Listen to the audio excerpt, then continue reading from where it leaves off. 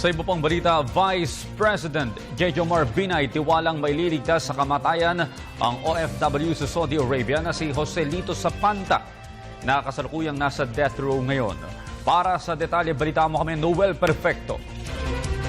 Malaki ang tiwala ni Vice President Jejomar Binay na baka malusutan pa ni OFW Joselito Zapanta ang death penalty sa Kingdom of Saudi Arabia matapos na makakuha muli ng panibagong generous contributions mula sa isang emir sa oil-rich Kingdom ng Saudi Arabia. Ayon kay Vice President Binay, Presidential Advisor for OFW Concerns, ang tsansa ni Zapanta ang death penalty ay napakalaki. Bunsod ng nagdadating ang mga donations sa kanyang kinakailangang blood money.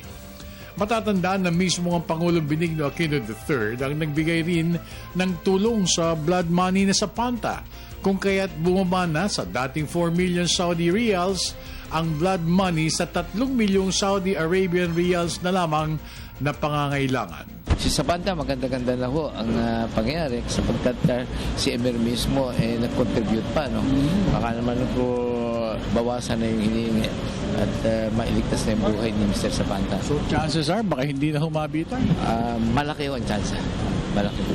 Para sa Telebisyon ng Bayan, ako naman si Noel Perfecto.